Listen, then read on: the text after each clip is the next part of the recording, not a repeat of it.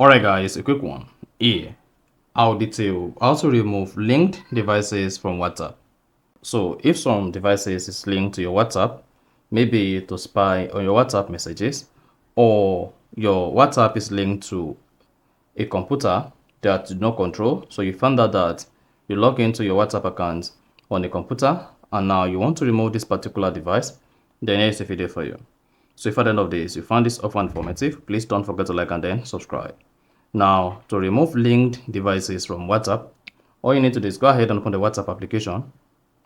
Click on the three dots at the top right on Android and click on linked devices. Then here you should see all your linked devices. Now, to remove any of the available linked devices here, all you need to do is go ahead and click on the device you want to remove. Then you should spot that says active, the location where the device is linked. Now to log out or remove the linked device, click on logout. Then you should see logging out. Now, once the linked device is removed, then you should see use WhatsApp on other devices. So once you have this interface, that shows your WhatsApp is not linked to any device. And then you're good. So that is basically how to remove linked devices from WhatsApp. So if you found this offer informative, please don't forget to like and then subscribe.